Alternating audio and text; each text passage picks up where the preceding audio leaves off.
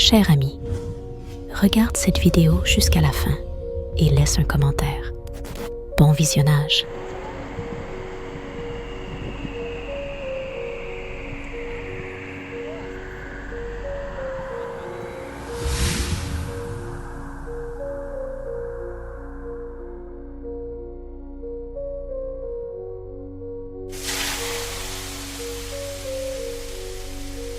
Paris, la capitale de la mode et du raffinement, a toujours attiré les riches et célèbres du monde entier. La rue Montaigne, située en plein cœur de la ville, est devenue l'un des symboles du luxe, où l'on trouve les boutiques des marques mondiales. Chanel, Dior, Louis Vuitton et bien d'autres. Cette rue a longtemps gagné la réputation d'être l'endroit où les rêves se réalisent et où les personnes les plus riches de la planète peuvent se permettre littéralement tout. Richard Black, un magnat new-yorkais bien connu, récemment arrivé à Paris, avait décidé de passer le week-end en profitant du shopping sur la célèbre rue Montaigne. Il était accompagné de sa garde personnelle, ainsi que d'une équipe de stylistes prêts à l'aider à choisir les articles les plus exclusifs. Black n'était pas simplement un homme d'affaires, il était une légende de Wall Street, célèbre pour ses transactions dures et son amour de l'extravagance. Mais ce jour-là, en entrant dans la boutique Louis Vuitton, il sembla se dissoudre dans l'air. Les caméras de surveillance ont capté l'image de Black entrant dans le magasin. Mais malgré de nombreuses vérifications des enregistrements, personne ne l'a vu sortir. Le personnel de la boutique affirmait qu'après avoir choisi plusieurs articles, Black s'était dirigé vers la sortie. Mais ensuite, sa trace s'était perdue. Ce fut la première disparition mystérieuse qui secoua Paris, mais loin d'être la dernière. Le détective François Leblanc, un enquêteur expérimenté avec 20 ans de carrière, fut chargé de l'affaire. Leblanc était bien connu dans les cercles parisiens. On l'appelait « l'homme à la tête froide et aux nerfs d'acier ». Il commença immédiatement son enquête, interrogeant le personnel de la boutique et visionnant les enregistrements des caméras de surveillance. Cependant, malgré tous ses efforts, la disparition de Black restait un mystère total. Toutes les caméras montraient la même chose. Black entre dans la boutique, examine les vitrines, parle avec le personnel, mais ensuite, il disparaît simplement du cadre. Il n'y avait aucune trace de lutte, d'effraction ou d'intrusion. Les articles qu'il avait choisis étaient restés dans la cabine d'essayage, comme si leur propriétaire s'était tout simplement évaporé. Cependant, au cours de l'enquête, Leblanc commença à remarquer quelque chose de bizarre. Tous les miroirs dans la boutique semblaient l'observer. Dans les reflets, parfois, des ombres fugaces apparaissaient, disparaissant dès qu'on tournait la tête. Ce n'étaient que des instants, mais il ne quittait pas son esprit. Ne trouvant aucune explication rationnelle, Leblanc décida de se tourner vers Elisabeth Moreau, une historienne renommée et spécialiste des phénomènes occultes de Paris. Moreau, professeur à la Sorbonne, était l'auteur de nombreux ouvrages sur l'histoire mystique de la ville et ses sombres légendes. Lorsque Leblanc lui parla de son enquête, Moreau lui proposa de visiter ensemble la rue Montaigne. Elle lui raconta une vieille légende liée à cet endroit. Au XVIIIe siècle, un manoir luxueux se trouvait là, où vivait une famille associée à la mystique et à l'alchimie. Après la Révolution française, le manoir fut détruit, mais, selon la rumeur, ses habitants n'ont jamais quitté cet endroit, se transformant en esprits résidant dans les miroirs installés dans les boutiques. Moreau montra à Leblanc d'anciennes archives et des journaux dans lesquels étaient mentionnées des séances de disparitions mystérieuses dans ce quartier, remontant au XIXe siècle. Selon elle, ces esprits pouvaient attirer les gens dans leur dimension à travers les miroirs, les laissant à jamais piégés entre les mondes. Après avoir discuté avec Moreau, Leblanc commença à soupçonner que les miroirs de la rue Montaigne jouaient un rôle clé dans les disparitions. Il retourna à la boutique Louis Vuitton et examina soigneusement tous les miroirs, espérant trouver des indices. Mais tout ce qu'il trouva, ce furent d'étranges distorsions à peine perceptibles dans les reflets, des changements minimes, presque invisibles à l'œil nu. Leblanc décida d'inviter Moreau sur place pour effectuer un rituel de purification. Ils apportèrent d'anciens artefacts trouvés dans les archives de Moreau et commencèrent le rituel, espérant chasser les esprits des miroirs. Mais dès qu'ils commencèrent, quelque chose d'horrible se produisit. Les miroirs commencèrent à trembler, puis une figure apparut à la surface de l'un d'eux, sombre et indistincte, mais clairement malveillante. Moreau cria que c'était l'esprit d'un ancien propriétaire qui ne les laisserait pas partir vivants. À ce moment-là, la lumière s'éteignit dans le magasin et les deux détectives se retrouvèrent dans l'obscurité totale, entourés de bruits ressemblant à des chuchotements. Leblanc et Moreau essayèrent de quitter le magasin, mais les portes ne s'ouvraient pas. Pendant ce temps, la figure dans le miroir commença à sortir, devenant quelque chose de matériel. Les miroirs, un par un, se mirent à montrer des scènes du passé, des bals somptueux, des danses, des visages de personnes mortes depuis longtemps. Puis, tout s'arrêta soudainement, et un silence de mort s'installa. Lorsque la lumière se ralluma, Moreau découvrit que Leblanc avait disparu. Elle se retrouva seule au milieu du magasin. Tous les miroirs redevinrent normaux, comme si rien ne s'était passé. Mais par terre, son chapeau gisait, la seule chose qui restait du détective. Moreau, incapable de surmonter la terreur, quitta Paris le lendemain même. L'histoire de Richard Black et des autres disparus de la rue Montaigne resta irrésolue, et la rue revint à sa vie habituelle, attirant de nouveaux clients et touristes. Mais depuis lors, personne ne pouvait se débarrasser de la sensation que quelqu'un les observait, quelqu'un qui regarde depuis les profondeurs sombres des miroirs.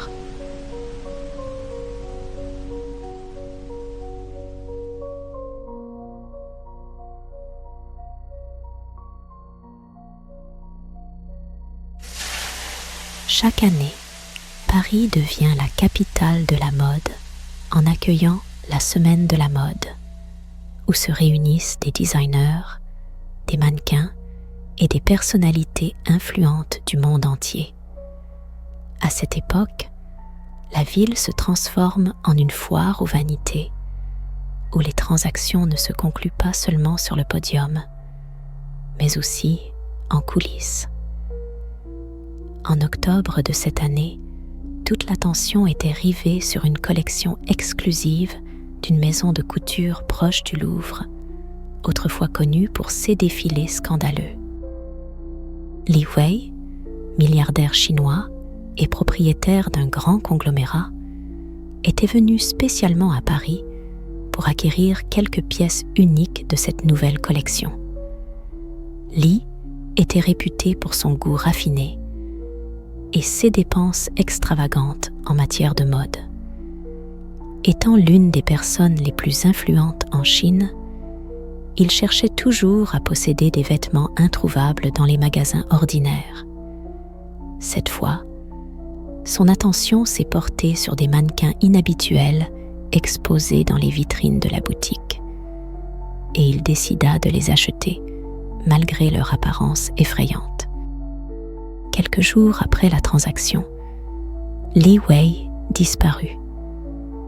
Personne ne pouvait expliquer comment cela s'était produit. 6 affaires étaient soigneusement rangées dans sa suite de l'hôtel de luxe, mais Li restait introuvable. Les caméras de surveillance de l'hôtel montraient son entrée dans sa chambre, mais aucune sortie n'était enregistrée. Tout cela semblait tellement mystérieux que l'affaire attira rapidement l'attention de la police. Henri Martin, l'un des principaux criminologues de Paris, prit en charge cette affaire complexe. Martin était un homme doté d'un esprit vif et d'une intuition qui l'avait souvent aidé à résoudre les crimes les plus difficiles. Il commença son enquête en examinant les enregistrements des caméras de surveillance de la boutique et de l'hôtel. Mais malgré tous ses efforts, il ne trouva aucune trace de Li Wei après son achat des mannequins. La police fouilla toute la ville, mais ne découvrit aucune piste. Le seul indice était lié aux mannequins qui, selon les vendeurs, avaient été créés par un sculpteur local. Cet homme, Jacques Dubois, était célèbre pour ses œuvres, mais sa vie s'était terminée tragiquement dans des circonstances étranges il y a quelques années. Dubois avait été retrouvé mort dans son atelier, entouré de ses mannequins, avec une expression de terreur sur son visage, comme s'il avait vu quelque chose d'incroyablement effrayant avant de mourir. Peu après sa mort, toutes ses œuvres furent vendues à diverses boutiques de Paris. Les mannequins étaient considérés comme des pièces uniques, chaque détail étant réalisé avec une telle précision qu'il semblait presque vivant. Mais ce fait précis inquiétait désormais Martin. Tentant de résoudre le mystère de la disparition de Li Wei, Martin commença à enquêter sur d'autres affaires liées aux mannequins de Dubois. Il découvrit que ce n'était pas la première fois que les propriétaires de CS mannequins disparaissaient. Il y a quelques années, une histoire similaire était arrivée à un riche collectionneur d'art de Londres qui avait également acheté l'un de CES mannequins. Après sa disparition, sa famille avait vendu la collection et le mannequin était retourné à Paris. Martin décida d'examiner les archives et découvrit une vieille légende liée à l'un des plus anciens quartiers de Paris, où vivait autrefois une famille impliquée dans l'occultisme. Selon la légende, il pouvait transférer l'âme des gens dans des statues et des sculptures, les transformant en objets immortels. Cette histoire devint populaire au XVIIIe siècle, lorsque des personnes commencèrent à disparaître en masse à Paris et que leurs corps ne furent jamais retrouvés. En s'enfonçant de plus en plus dans l'enquête, Martin découvrit que les mannequins de Dubois pourraient être liés à des rituels anciens utilisés par des maîtres artisans pour créer des sculptures vivantes. Mais ce qui était encore plus effrayant, c'est qu'il commença à suspecter que ces mannequins ne faisaient pas que prendre vie, mais qu'ils pouvaient également attirer leurs propriétaires dans un autre monde. Martin décida de visiter l'atelier de Dubois, qui se trouvait toujours en périphérie de Paris. Malgré l'abandon des lieux, de nombreux outils et ébauches pour de nouveaux mannequins y étaient encore conservés. Une sensation de lourdeur et de froid l'envahit littéralement en entrant. Dans un coin, il trouva un vieil album contenant des croquis de divers mannequins. Parmi eux, Martin trouva les esquisses de ceux qui avaient été vendus à Leeway. Martin commença à remarquer des étrangetés. Il avait l'impression que les mannequins restant dans l'atelier le suivaient du regard. Leurs yeux en verre semblaient observer chacun de ses mouvements. Une voix intérieure lui disait de partir, mais la curiosité et le devoir professionnel le retenaient sur place. Il découvrit bientôt les notes de Dubois, dans lesquelles il décrivait le processus de création des mannequins. Il s'avéra que le sculpteur ne travaillait pas seul. Il utilisait d'anciens rituels trouvés dans de vieux livres pour insuffler la vie à ses œuvres. Cependant, un de ces rituels avait échappé à son contrôle, ce qui avait conduit à sa mort. Martin décida de retourner à la boutique où les mannequins avaient été achetés pour tenter de les détruire. Cependant, en entrant dans les lieux, il découvrit que les mannequins étaient disposés en cercle au centre de la pièce. Soudain, la lumière s'éteignit et le détective se retrouva dans une obscurité totale. La seule chose qu'il entendait était un léger bruissement, comme si quelqu'un ou quelque chose bougeait autour de lui. Soudain, l'un des mannequins commença à bouger. Ses mouvements rigides étaient étranges et inhumains. Martin tenta de sortir, mais la porte était verrouillée. Quand il se retourna enfin, il vit que tous les mannequins le fixaient désormais.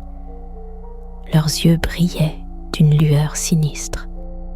La dernière chose dont il se souvint, c'est qu'un des mannequins tendait la main vers lui. La seconde suivante, le détective disparut, tout comme Leeway avant lui. Lorsque la police arriva sur place, elle ne trouva qu'un appareil photo que Martin avait laissé sur le sol. La dernière image sur la pellicule était terrifiante. Elle montrait Martin debout parmi les mannequins, mais son visage était déformé par la terreur, et ses yeux étaient vides, comme ceux des mannequins eux-mêmes. Depuis lors, la boutique a été fermée, et les mannequins ont disparu sans laisser de traces. L'histoire de Leeway et d'Henri Martin est restée non résolue, mais des rumeurs ont commencé à circuler à Paris, selon lesquelles parfois, en passant devant l'atelier abandonné de Dubois, on pouvait voir des ombres de personnes figées dans des poses étranges, comme des mannequins.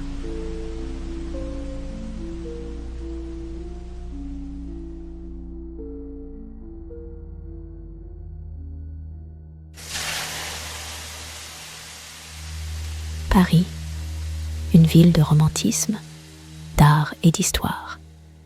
Mais sous ces rues pittoresques se cache un autre monde, plus sombre. Des milliers de tunnels, connus sous le nom de catacombes, traversent la partie souterraine de la ville. Ces anciens corridors, s'étendant sur des centaines de kilomètres, abritent les restes de plus de 6 millions de personnes, dont les squelettes ont été déplacés ici à la fin du XVIIIe siècle, lorsque les cimetières de la ville étaient surpeuplés. En octobre de cette année, un groupe de milliardaires américains a décidé de s'offrir une visite de shopping inhabituelle dans les souterrains de Paris. Des hommes d'affaires éminents comme Donald Woods et Michael Hearst étaient connus pour leur passion pour les divertissements exclusifs. Ils étaient accompagnés de Rebecca Smith, une actrice célèbre qui adorait les aventures extrêmes.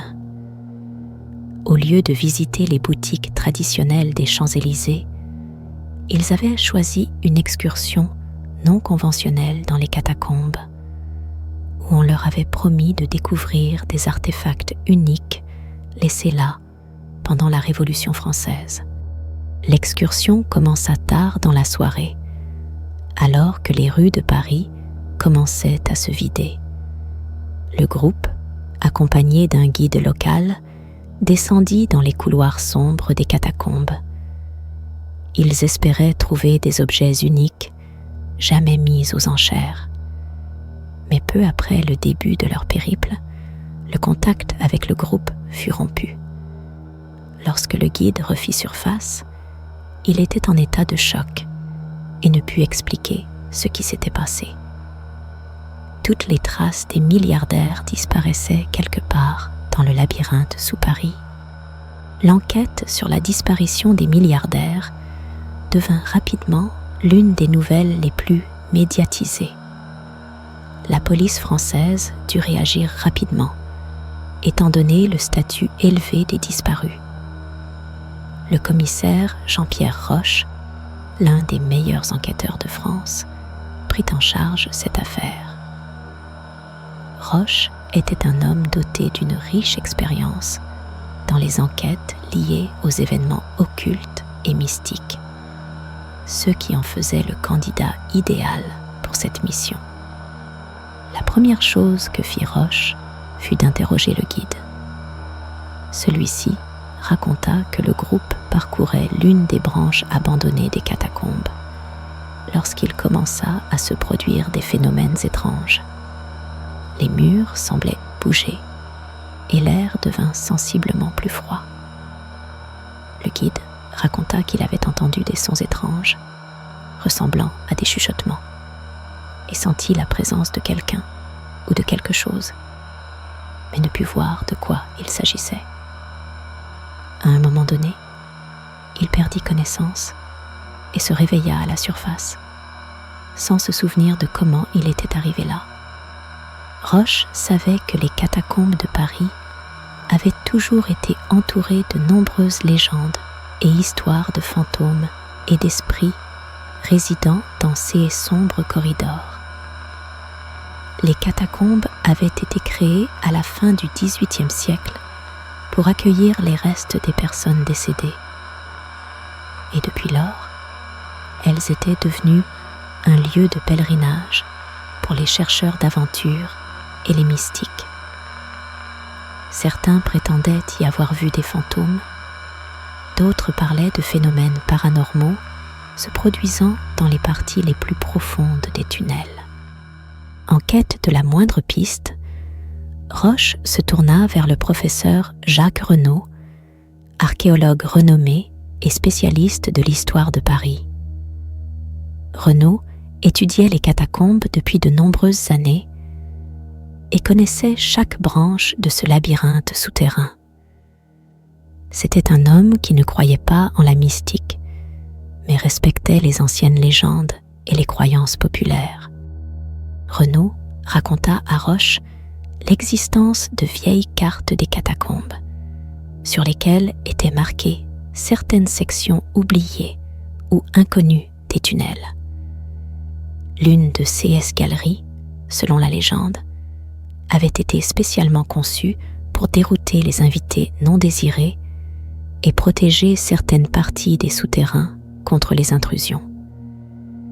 6 tunnels étaient remplis de pièges et d'énigmes, et l'on disait qu'ils pouvaient changer de forme, égarant et entraînant les gens toujours plus profondément sous terre. Roche et Renaud décidèrent de partir à la recherche des disparus eux-mêmes, munis d'un équipement minimal et armés de cartes anciennes trouvées par Renaud dans les archives. Ils savaient que plus ils s'enfonceraient, plus leur chemin deviendrait dangereux, mais ils comprenaient tous deux qu'ils n'avaient pas d'autre choix. S'enfonçant de plus en plus profondément dans les catacombes, Roche et Renaud commencèrent à rencontrer des phénomènes qu'ils ne pouvaient expliquer. Les murs des tunnels semblaient vivants. Ils ressentaient des vibrations comme si d'énormes machines se déplaçaient quelque part à proximité. La lumière de leurs torches commençait à vaciller. Et de temps à autre, ils entendaient des sons étranges, semblables à des cris lointains ou à des voix gémissantes. Après plusieurs heures de marche, ils découvrirent une section abandonnée qui n'était pas marquée sur les cartes modernes. Sur les murs, ils virent d'étranges symboles que Renaud reconnut comme des signes occultes anciens utilisés pendant la Révolution française pour se protéger des mauvais esprits. Ces symboles, selon Renaud, pouvaient servir à la fois de protection et de piège pour les esprits dans un certain endroit. En avançant, ils remarquèrent que les tunnels devenaient plus étroits et tortueux, comme si les murs eux-mêmes tentaient de les piéger.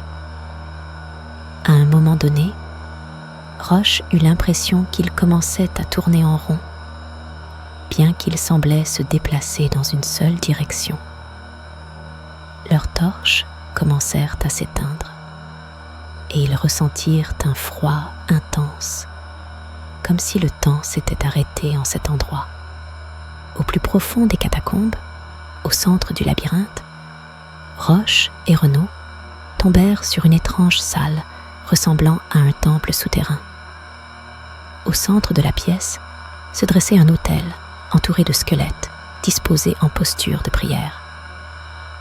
Sur l'autel reposait un ancien artefact qui, selon Renaud, pouvait être à l'origine de tous ces phénomènes étranges.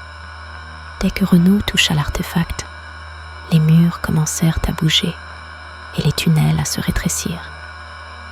Roche cria qu'il devait fuir, mais il était déjà trop tard. Le sol se déroba sous eux, et ils sentirent qu'ils s'étaient aspirés dans le vide.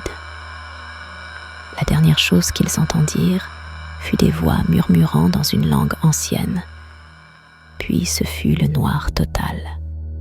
Lorsque l'équipe de secours atteignit enfin la partie des catacombes où ils avaient été vus pour la dernière fois, elle ne trouva qu'une salle vide et un vieux journal laissé par Roche. Sur la dernière page du journal était dessiné un plan du labyrinthe. Mais ce labyrinthe ne correspondait à aucune carte connue. Toutes les tentatives pour retrouver Roche et Renaud échouèrent. Depuis lors, les catacombes de Paris sont devenues un lieu encore plus mystérieux et dangereux. Personne ne sait ce qu'il est advenu des milliardaires et des chercheurs disparus.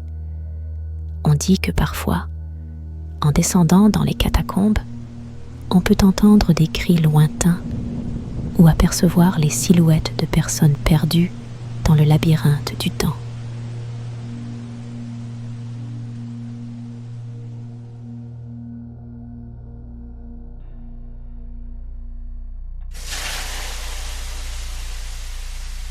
Paris, la ville de la mode, a toujours été un lieu où naissent les tendances, où les créateurs de renom présentent leurs collections et où les riches et célèbres viennent enrichir leur garde-robe avec les vêtements les plus exclusifs.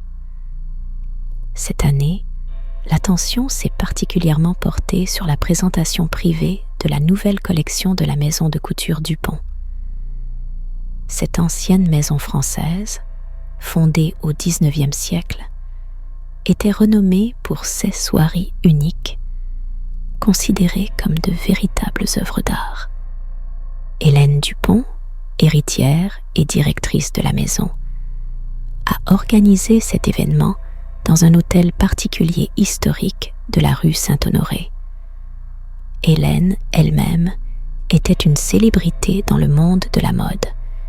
Elle était adorée pour son goût raffiné et sa capacité à faire revivre d'anciennes techniques de tissage de la soie, transmises dans sa famille de génération en génération. Parmi les invités figuraient les personnalités les plus influentes du monde de la mode et des affaires, dont la célèbre créatrice italienne Carla Bianchi et le milliardaire américain Henry Larson. La présentation fut un grand succès, mais après celle-ci, plusieurs invités disparurent mystérieusement. Parmi eux se trouvait Carla Bianchi, dont l'absence suscita un énorme émoi dans le monde de la mode. Après que ses amis eurent donné l'alerte, la police ouvrit une enquête. Dans la chambre de Carla à l'hôtel, rien d'inhabituel ne fut trouvé, sauf un détail. Un foulard en soie de la nouvelle collection, soigneusement noué sur sa chaise, semblait étrangement serré, comme si sa propriétaire avait tenté de s'en libérer à la dernière minute. L'affaire fut confiée au détective Vincent Guillaume, connu pour ses réussites dans la résolution de crimes complexes et mystérieux. Guillaume était un professionnel expérimenté, doté d'une intuition exceptionnelle. Il commença son enquête en étudiant l'histoire de la maison de couture Dupont et la personnalité de sa propriétaire. L'histoire de la maison Dupont remontait à un passé lointain. La famille Dupont travaillait la soie depuis la fin du XVIIIe siècle et était considérée comme l'une des plus influentes dans ce domaine. Les tissus de soie qu'ils produisaient étaient célèbres pour leur résistance et leur beauté exceptionnelle. Mais des rumeurs circulaient également à propos de leur propriété magique. Certains disaient que la soie fabriquée par les Dupont portait chance, tandis que d'autres affirmaient qu'elle était maudite et portait malheur. Hélène Dupont, profondément attachée aux traditions de sa famille, avait préservé de nombreuses anciennes techniques de fabrication de la soie. Cependant, dans les cercles de la mode, des rumeurs circulaient selon lesquelles, pour certaines pièces, elle utilisait des méthodes anciennes et oubliées, liées à l'occultisme. Vincent Guillaume décida de concentrer son enquête sur cette piste, espérant y trouver la clé du mystère des disparitions. Guillaume se mit à explorer chaque détail lié à la production de soie chez Dupont. Il rencontra d'anciens employés de la manufacture, et l'un d'eux lui raconta une histoire étrange. Selon lui, il y a quelques années, des incidents bizarres se produisaient dans la maison, notamment avec certains foulards qui semblaient prendre vie. Ils pouvaient tomber des étagères sans que personne ne les touche, ou émettre un froissement étrange, comme si quelque chose bougeait à l'intérieur. L'histoire d'un foulard qui aurait soi-disant étranglé l'un des ouvriers attira particulièrement l'attention de Guillaume. Cet incident n'avait jamais été officiellement enregistré, mais parmi les employés de la manufacture, des rumeurs circulaient selon lesquelles la cause du décès n'était pas un accident, mais une ancienne malédiction. En poursuivant son enquête, Guillaume découvrit que certains de ces foulards étaient fabriqués à partir d'une soie rare, issue d'un processus complexe, incluant l'utilisation de rituels anciens. Guillaume fit appel à l'aide d'un spécialiste des sciences occultes, le professeur Marcel Leroux.